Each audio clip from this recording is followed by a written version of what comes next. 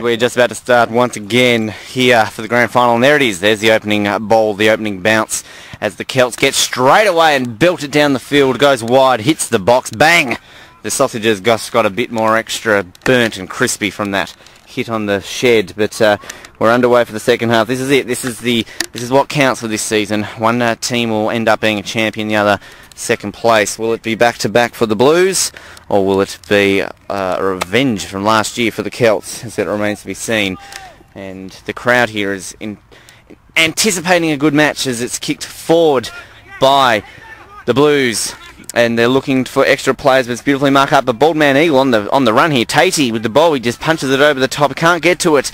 It's the Celts' turn to push it forward. The wind going towards their end now, but it's beautifully picked up by the Blues in the centre of the field, who just belts it long down the field, and it's out.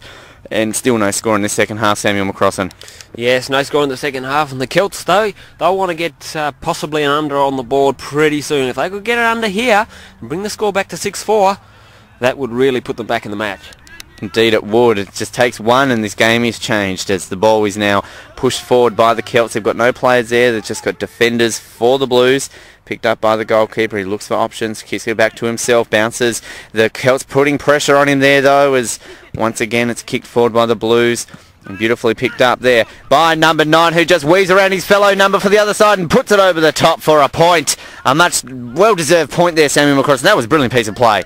Yes, and the old Lindisfarne boys extend their lead there. That was big Steve Simons putting one over the bar. Good shot.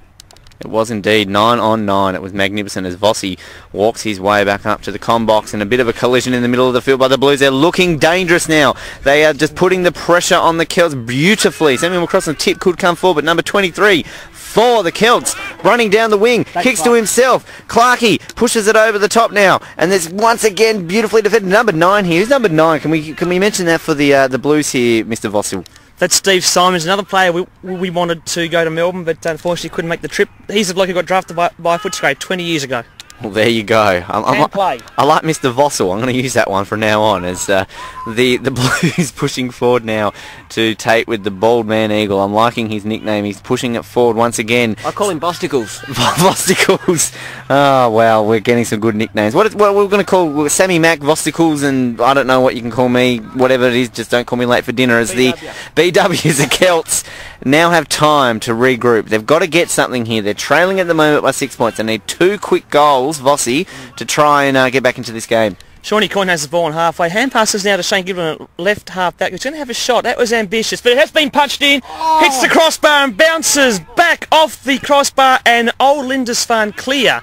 Ball to midfield now. Michael Clark up high. Regathers on the ground. Kick around the corner. Looking for Tate on the right wing, but that ball's going to beat him out of bounds by the look. No, it stays in. Brilliantly played. And now a sweeping hand pass to Mark Beck, who can run in, have a shot at goal and nail it!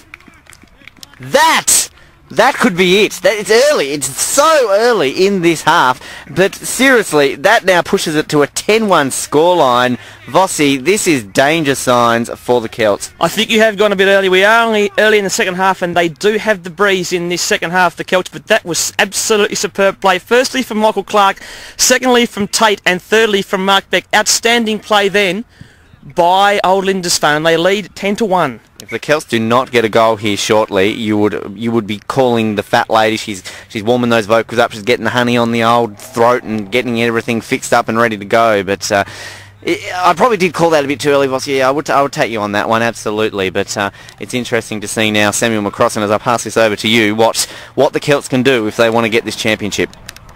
Yes, that's right, Ben. They really need to find something now if they're going to win this game.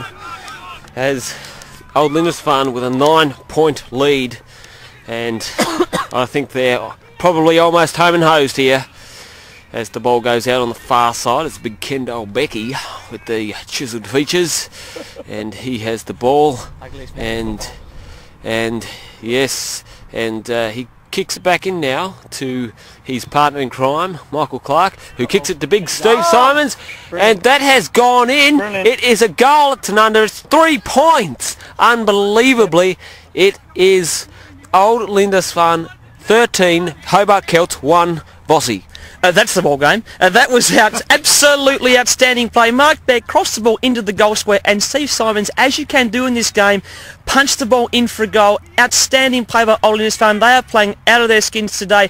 They've already played a game. Here's another goal. Oh, Mark Beck had the goalkeeper coming out of his square and just put the chip kick wide. It is still 13-1, but Hobart Celts, like the boy with the barrow, had the job in front of them. As we wait for umpire Buggeroff to show up, I wonder if we can get Sam's magnificent brother, who's doing a good job associating on the sidelines here, Simon, to have a bit of a word here, because I think he'd have a good view here. He's got work to do. He can get a coach. We will have him here in a moment as we welcome umpire Buggeroff to the commentary box. Umpire Buggeroff almost, he is, and also an expert in Gaelic football rules. Umpire, welcome to the commentary box, and what have you thought of the umpiring so far today? I don't like. Umpire not good. Umpire, actually umpire do alright. Umpire pretty good. Well, umpire Buggeroff, surely you can make your mind up. Where's vodka? Where's my bottle of vodka? Yes, thank you, umpire Buggeroff. As we have a score here for the Hobart Celts, umpire Buggeroff, I think we'll send him away right now. He doesn't really know what he's talking about. But Voss, a goal there to the Hobart Celts. They took a 45. Mike Lineker put it top of the square, as you would say in Aussie rules, and Matt Collis was there to punch the ball in, just beat the goalkeeper, and it's now 13-4, and you just never know. Celts going forward again here. If they get one more quickly, anyone's game still. Here's Clayton Cowan, hand pass to Clark. Clark now takes another shot, terrible kick, misses. And the Celts often this season have made the mistake of going for goals when they have needed points. But I think today, with a 9-point deficit, midway through the second half, they have to go for the goals now. They can't afford to just take points. That's right, they do, Vossy, and you just sense right now that the old Lindisfarne boys are tiring, and that was aggressive, Ken, there by Mr. Beck, as it's Michael Lineker running through the centre of the ground now, and the kick misses the target and goes out of the play in front of Big Stewie Clark. Just looking over at the Celts boundary there, and 4 players waiting to get on the field, and the Lindisfarne Blues look like they've got about 2, so this could be the factor that sees the Celts get right back into this match. That's right, Ben. They've got the fresh legs, and I think things are starting to change, although is it too late? I reckon it might be, as Big Jason runs away with the ball. Stewie knocks it away from him. Big Stewie Clark picks the ball up now with that cut hand. Magnificent effort to get up today. Kicks it straight to Kendall Beck, who has a go at getting it to Michael Clark, but he can't get it through to him. Stewie Clark for the Celts gathers now. Kicks forward towards Matt Collis, gathered by Errol Clark. Handball over the top to his mate there, Clay, and he puts it over. So that's a handy point there, but that moves the score now to 5-13 in favour of Old Lindisfarne. Interesting decision there. You would assume he would need to go for an under, went for the over instead. Could that come back to bite them?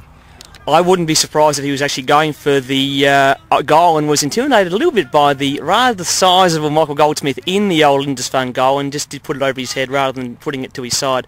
5-13, anyone's game. It is, as the big kick out comes from the big Goldie. And again, Kendall Becky in the action. Sean, Chris Martin from Coldplay. And he gathers the ball. Fine player. And I've noticed in training that not only is he good with his skills on the piano in front of a big audience, he's also a pretty quick runner. As Lineker kicks in. Matt Collis fumbles the mark. Oh, beautiful tap to Errol Clark, who handballs towards his brother Stewie. Stewie with the cut hand picks it up, tackled by Tate. Good solo. And Stewie Clark, kicks into Big Kendo. He's doing everything today. He's Big Kenny, and he is everywhere. And I think it's almost Chuck Norris, Ken, today. Well, we have had Chuck Norris already, but I'm happy to go with more Chuck Norris. We've got a bit of a situation here. Michael Clark's down the ground. I think he's having a bit of a whinge. It is a free kick to the Celts, and they put it wide again. They've got to start scoring. They're missing so many chances. It's still 13-5. Old Lindisfarne leading, but the Celts are coming, and they're now making their move. Yes, that's right, Vossy. I've always known Big Michael Clark to be a bit soft, actually. I've put him down a few times, and he's had nothing for me. Is Michael Clark in this sport as hated and revered as much as he is in cricket? This Michael Clark is actually a pretty good bloke. I quite like old Mick, but yes, the other Michael Clark I do not like. I don't mind him. And it's Big Tatey in the centre. Oh, Chris Martin, Coldplay. He had the clocks on there. And it's Clayton Cowan. Clayton Cowan, and he's gone over, so that's a handy score for the Celts, but they need to start putting some under the bar now. Brilliant bit of commentary there by Samuel McCross in regards to clocks and Coldplay. I'm telling you now, if you don't own the song Clocks by Coldplay, go out and buy it. Brilliant song. Great song. That's right. They're only good songs. And Sean Big call there, Vossy. will be saying that his team is in all yellow. Ball out of bounds here off Old Lindisfarne, taken, it's going to be a free kick eventually when they get the ball back for the Celts at right half back. Dave Hosney's taking it. Undecided, now kicks it short to Sean Coyne. He's right in front of us here on the wing. He's tackled. Going to be a free kick to the Celts as they go forward. Do you want it back? Oh. And it's Chris Martin now who kicks it forward, misses the target, gathered by Big Mick, who kicks out into the path of Steve Simons, who gets the handball away. Beautiful handball. It's always a beautiful handball. And brilliant save. Knocking that one away was Big Stefan. Handball gathered by Stewie Clark. Chips over the top to Matty Collis. Matty Collis hands out towards Clay. Couldn't gather it. Gathered by Tate. Handball over the top. Out into the path of Michael Clark. Streaming down the wing now. Solo to himself. Heading towards goal now. Big kick at goal, and it's just wide. And time beginning to run out now for the Hobart Celts, Vossy. It is. They are struggling. They do need to score and score quickly. They need a good kick here. Cowlick kicks it out, finds Collis on the halfway line. Has a bounce, kicks it around the corner, looking for Stuart Clark, buzzing over his head, and that ball has hit the post. Cross in the goal square, but Jeremy Oliver, cool as a cucumber, clears for Old Lindisfarne. Not out of trouble yet. The Celts have a free kick here, about 20 metres out from goal, at left half forward, and they will have a shot. They'll have to have a shot. They probably need to go for 3 as well. Yes, big Errol Clark with the ball. Errol the Sheep is his nickname. Errol, yes, that's where Errol came from. Stewie Clark told me. Errol the Sheep, something to do with the 2000 Olympics, I'm not sure, but Errol the Sheep has a shot at goal, and again it's gone wide, and it looks like things for the Hobart Celts just aren't working out today for them, Ben Waterworth. Indeed, looks like 2 years in a row they're going to fall short. Just in regards to Errol with the Sheep, interesting. Is he a bit of a Flynn himself, maybe? Errol Flynn at all? No? No, it was something to do with a sheep named Errol, who was a mascot for the Sydney Olympics.